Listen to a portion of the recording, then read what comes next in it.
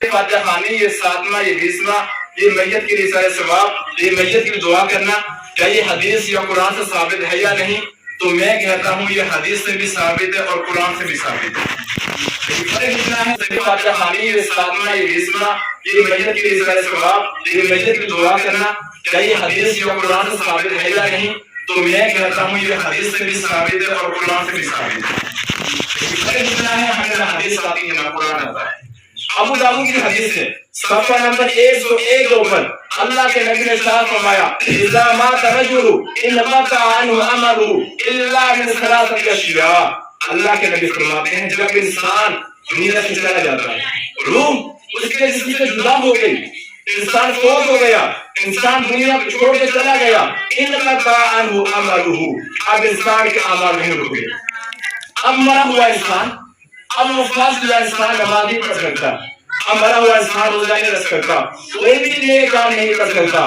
اللہ کے نبی نے فرمایا انسان کے اعمال نہیں کرو گے الا من ثلاثه اشیاء، یہ ثلاثہ کا استثناء ہے۔ اللہ کے نبی نے فرمایا لیکن 3 چیزیں ایسی ہیں کہ جن کا ثواب مردے کو، مرحوم کو قیامت تک ملتا رہے گا۔ سبحان اللہ، سبحان اللہ۔ کون سی چیزیں؟ اللہ کے نبی فرماتے ہیں، ابو داؤد کی حدیث ہے، سیدنا کی حدیث ہے، صفحہ نمبر 101 کے اوپر ہے، میرے آقا نے فرمایا او من صدقۃ جاریہ، پہلے چیز صدقہ جاریہ ہے۔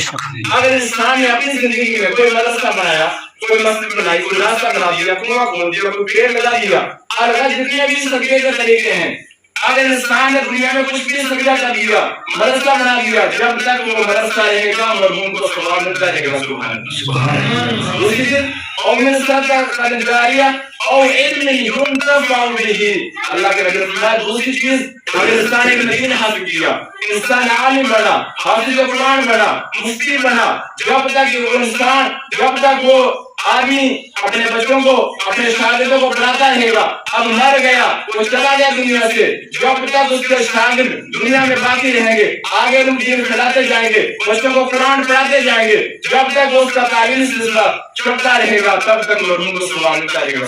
سبحان اللہ۔ اور اللہ کے نبی نے فرمایا او ولد صالح يدعو له، یہ لفظ محل نظر ہے۔ اللہ کے نبی نے فرمایا اور اگر مرحوم نے پیچھے کوئی نیک اولاد چھوڑ دی، او ولد صالح، صالح کا لفظ کیونکہ اللہ کے نبی آج سے 1400 سال پہلے جانتے تھے کہ آخر زمانے میں کچھ لوگ ایسے آ جائیں گے جو ان چیزوں کا انکار کریں گے، اس لیے اللہ کے نبی نے فرمایا او ولد صالح، اگر مرحوم اپنے پیچھے نیک اولاد چھوڑ کے آ گیا، کیونکہ اللہ کے نبی کو پتا تھا کہ بدکار برے لوگ دعا نہیں کریں گے، او ولد صالح يدعو له، اللہ کے نبی نے فرمایا اگر پیچھے نیک اولاد چھوڑی ہوگی، جب تک وہ اولاد مرحوم کے لیے دعا کرتے رہیں گے اس مرحوم کو ثواب ملتا رہے گا۔ سبحان اللہ۔ یہ دعا کی حدیث، یہ حدیث پاک میں اللہ کے نبی نے فرمایا۔ اور ایک دن اللہ کے نبی صحابہ کرام کے بیچ میں بیٹھے ہوئے، مجمع لگا ہوا ہے، اللہ کے نبی نے پوچھا بتاؤ میرے صحابہ، ہر انسان کو اپنا مال زیادہ پسند ہوتا ہے یا دوسرے انسان کا مال زیادہ پسند ہوتا ہے؟ تو صحابہ نے کہا یا رسول اللہ ہر انسان کو اپنا مال زیادہ پسند ہوتا ہے، اپنا پیسہ زیادہ پسند ہوتا ہے، اپنی جائیداد ہر انسان کو پسند ہوتی ہے۔ تو میرے اور آپ کے نبی نے فرمایا تمہارا پیسہ، تمہاری جائیداد وہی ہے جو تم نے آگے بھیجی، باقی جو پیچھے رہنے والی چیز ہے وہ تمہاری نہیں، وہ تمہارے وارثوں کی ہے۔